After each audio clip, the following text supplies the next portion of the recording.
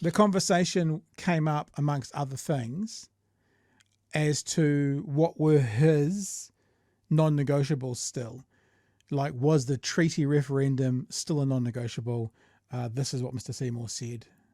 Do you, yesterday you were still talking as if crime and referendum on the treaty were your sort of non-negotiables or your bottom lines.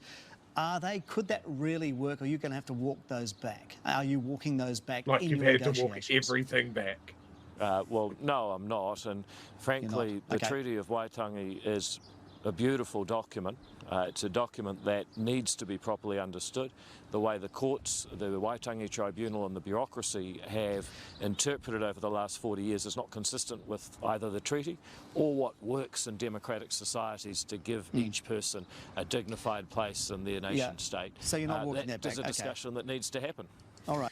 Really, there's a change of phrase there. A beautiful document, but saying it might have been one of the debates, maybe I can't remember who it was, but someone saying that maybe it was Willie Jackson, that Mr. Seymour knows that Mr. Seymour is talking like he knows the treaty and the law and issues around Māoridom better than all those academics that have come before him, better than the previous national government, better than all the experts who has got it to this point right now. And Seymour's just going, nah, they're using it wrong. They're just using it wrong. I don't know how anyone can find that feasible, that he's the Messiah and a very naughty boy, and every other expert that came before him, from academic to researcher to expert in Māoridom to expert in constitutional law, disagrees with him, but he's got all the answers. I just don't know how anyone finds it. I mean, I'm not smart enough or know it well enough to comment on accuracy or not, but I am smart enough to kind of default to people who know. And it's everybody who set up the system and David Seymour. It just seems implausible, if I put it that way, Chewie. Yeah, I do see that he's refining his language because he knows he'll get absolutely crucified if he says, if he gets caught on this, like we need to redo the treaty, which is how everything's being painted. But he's trying to be more clever than that. And by saying that the treaty is a beautiful document, I'm very pro-treaty. The treaty's good. It's important. It's New Zealand's founding document. I'm not talking about that. But the very bad legal experts and the Māori elite academics and the treaty settlement gravy train, that is a mine of gold that he will keep mining to whittle away at how much progress we've made in understanding the treaty and implementing the treaty correctly in ways that we have not done for 150 odd years, where we've just cruised along with our majority, our white majority, our white European majority, and just gone, we don't need to pay attention to the Māori.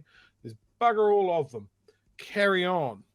So yeah, if he gets his way to in any way do a referendum on essentially our race relations, I'm not having it. I will not have it. You know what? The other thing though, he didn't say it, you said it, that he wants to relitigate, like to redo the treaty. I'm actually okay with the principles. But I'm okay with the idea of redoing the treaty, because if you've ever been in a contract and one party wants to renegotiate the contract, that gives all the power to the other party as to what they will and won't accept. So if he wanted to relitigate it, what he's basically doing is saying, okay, Māori, what do we need to do to relitigate it, to rewrite this, to make this 2023 progressive, whatever. Like I always think about if you hold shares in a business and you get, what do they call it when you get like $1 every unit sold? What's that word called? It's jumped out of my head. Commission. It's not commission. It's like if you're part of the... Anyway, and profit if you get share. That in perpetuity and then that company gets sold, then the new buyers have to negotiate with you to buy you out of that advantage. Royalty, that's what I'm thinking of. No, someone's saying dividend, I'm thinking royalty. If you've got like a royalty, but then that company gets sold, then the company buying it has to actually then negotiate with you how are we going to wrap up that royalty. They don't just come, the new company doesn't come in and go, right, you're gone now. That doesn't work that way. You have to negotiate with the contract holders as to how you're going to write a new contract. So actually, that's not what Seymour's talking about, because he wouldn't do that. But that's what, if you're going to rewrite something, that's how you do it. And remember, I don't know how many dozens of times we've said this, the treaty is a contract between Māori and the Crown. Third parties don't get to come in and go, we're going to void that contract. That's not how contractual law works. Sorry, it's just not. So this whole referendum on the treaty, when I said earlier in an earlier show that the courts will overturn it, and that's not correct as to what I'm saying, but what I was meaning was the courts will get involved much like they did with the voting age being discriminatory, and they will make a ruling that will demonstrate that that was an illegal move if they try and do anything, because there are two parties in this, and those two parties get to decide, not all the external parties. Not it's the person who owns the house and their bank have the contract. The neighbour doesn't get to change the dealings of the contract you have with your bank of owning your house. Yeah, I think as well we need to be careful about how we talk about what he's wanting to do, because if we go down the same path that a lot of people are doing, it's a referendum on the treaty, it's very easy for him to turn around and go, no, it's not, because it's not. It's a referendum around the principles of the treaty, which is a lot more nebulous and ill-formed as a concept. But if it's not looked at properly, you could get away with it. But yeah, I mean, I really struggle with this thing where people go, oh, the scales have tilted too far in favour of Māori. They haven't. No. While they're at the bottom of every social I think there statistic. I think there's almost a panic on behalf of Seymour, is that we need to get this done before too many people sort of understand what the treaty is about. Are you feeling okay? Because you were kind of measured then. This is not the Chewy I know. You're right. You actually pulled me back a bit then. Is everything okay? Are you all right? It happens sometimes. You know, sometimes it's I don't like it. Tangential rant. I don't like it. Sometimes it's a note of caution. All right. Now, the other thing, in a completely separate show, Willie Jackson was on with Jack Tame. And it was interesting, actually, because you can see where the timeline is for this. It's right near the end. It's only the last 60 seconds. He asked Willie Jackson, what are your plans for moving on? And Willie Jackson says, I have signaled that I would move on, but he goes, I feel like I need to stay, and I need to stay because of all this bullshit, my word, that's going to be coming out of the right-wing bubble of referendums and stuff. So this is what Willie Jackson said to Jack Tame on Saturday morning, I think. What about you?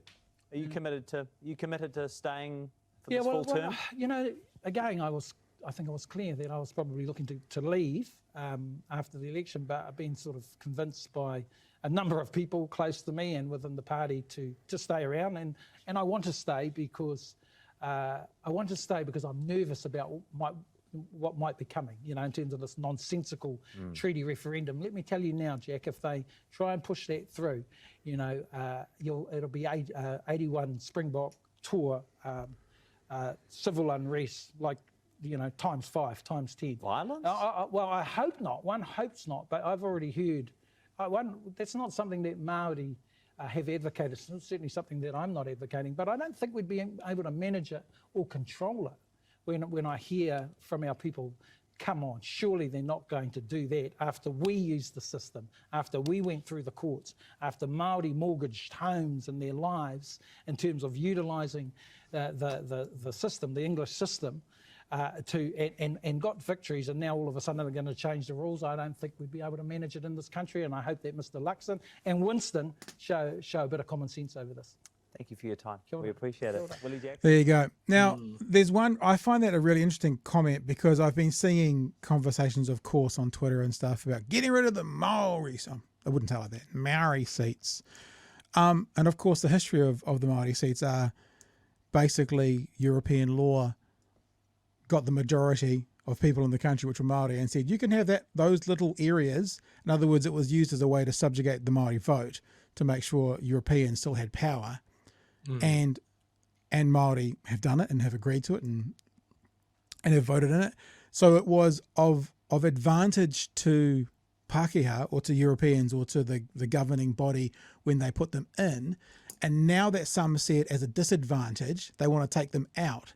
It's kind of the same as the treaty thing. It's like, hang on, you can't say, well, that works for us, so we'll make you use them. Now it works for us, so we'll get rid of them. It doesn't, you can't have it both ways. And so when Willie Jackson there was talking about doing it under kind of European ways, there's so much that I think Māori have run with, put up with, accepted, maybe not accepted, but had to fit within a certain bubble that doesn't naturally necessarily hit with them culturally.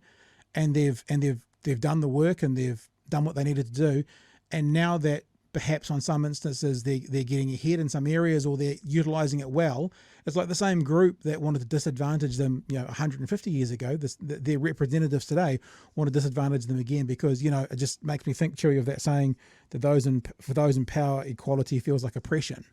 That just feels like it's all over this.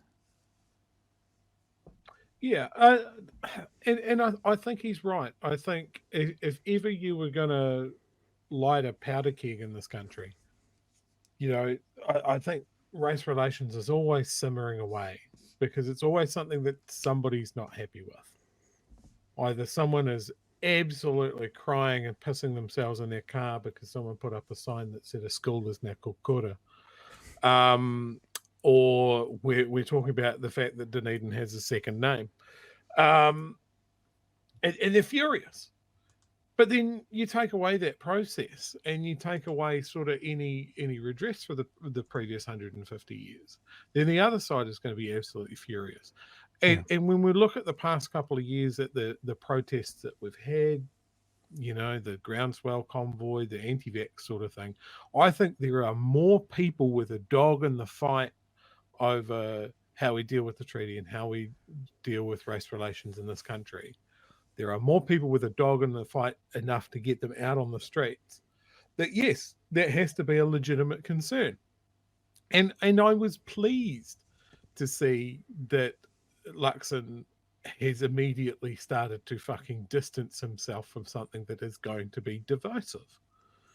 And basically trying to shut that down. That is a good thing. I think he is reading the writing on the wall on that. But I wonder how much pressure he's getting from within his own party over it. I wonder how much it's going to feature in government negotiations. If Seymour is going to push this right to the front, we know that Winston is probably going to be right there behind him on a similar sort of thing. Yeah. Because according to Winston, pull yourself up by your bootstraps and some other thing that they used to do in the 40s, it is going to be how they attack it. Now, when it's down to the line and they need to form this government, it only takes one of those guys to dig their heels in and go, well, this actually is a bottom line for me and I'm not backing down. It's worrying. Yeah, and I think Winston talks about a speech that he made in 2005, and he kind of Winston jokes about how it's basically everything ACT is saying now. So Winston and ACT are very similar when it comes to that issue. Certainly, I don't think Winston believes any of that shit. I really don't. I just think he knows it gets him votes. And speaking of Luxon, Famiko says that he didn't rule it out though, the referendum, and he didn't rule it out. He did sort of rule it out when in the 6 months leading up, and then he softened, and then he said it's not our policy, and recently he said it would be unhelpful. So he did rule it out way back. Let's maybe talk 6 months ago, maybe 4 months ago, but then he has softened to it, because I think as someone who keeps telling us how good he is at negotiations, he has to obviously be aware that he's going to have to give up. And that could be one of the things he gives up. The other thing I wanted to mention, though, because it came up, was this whole 1981 times 10. People are looking to that and they're thinking, whoa, what are they doing? They're calling for violence. It's like, I actually think he's probably right. But I also think it's probably appropriate. I mean, Willie Jackson said very clearly there, I would be the same, I'm sure Chewy would be the same, of never calling for violence. But I think that would turn people out into the streets like maybe almost nothing has ever done before. Maybe that we haven't seen since 1981. And I think when you get those people out there in a heated moment, look, some people sometimes accuse me of blaming the victim when I kind of say, what did you expect? And I always reply to them by saying, whatever the most dangerous street in New Zealand is, I should be able to go down there with $10,000 in each of my hands, waving it above my head, blowing a whistle. Now, I should be able to do that, but I think we all know if I did do that, there might be some consequences that would happen to me. It wouldn't make them okay. So what we should be able to do, what should happen, and what the reality is sometimes two very different things. And I'm saying if we had that kind of emotional response, I think the reality is, not that we're saying it's good, not that we're endorsing it, that you're going to get some alt-right Nazi group on the other side. You're going to get heated, and it will. There'll be violence. It'll be 1981 all over again, but maybe bigger, because I think it wouldn't be a 50-50 split. It would be a 70-30 split or a 60-40 split. And I think it would be huge. Yeah. I think the one thing that would change that is just how the political leadership and the police would deal with it. And I think we've moved on in a lot of ways from how they did things in the early to mid 80s. That it would be more de-escalation from that side of it than anything. But that doesn't mean that there won't be disruption. That just means that there will be less chance of violence. I think when you look at what happened with the Springbok tours, in a lot of ways the protesters' reaction was to police escalation. So hopefully we've learned from that. But I think for a lot of people... Hang on, just think about that. Now think about that. Have that pictured in your head about the escalation of the police, and now say Mark Mitchell's in charge of them.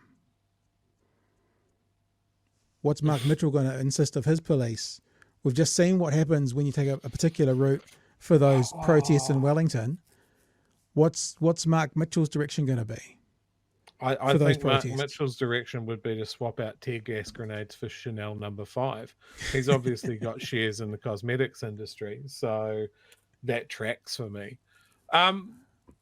Yeah, I mean, I've spoken to a lot of people, and just admittedly in my circles and that sort of thing. Yeah. And a lot of people go, yes, a treaty issue or as we said, like a relitigation of the treaty is something that would get people out on the streets. And we've seen like lefty causes get people out on the streets. I mean, most recently there's been the Palestinian marches and stuff like that. I think back to the TPPA marches and that sort of thing. That was a hell of a lot of people with absolutely no violence or anything like that. It was just people going out on the street and going, this is an issue that is important enough for me to sack off a day of work or do a sign and just march with other people that believe the same things that I do. And we've seen that with the anti-vax crowd and Groundswell and that sort of thing. Like Groundswell, as an example, knows that they didn't have the numbers, but what they did have was vehicles to make their numbers seem bigger. Yep.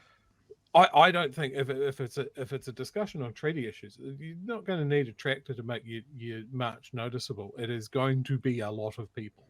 Yeah. 100%. And I tell you that now, if this goes further down the track, I will be one of those people. I have no problem putting my name to that.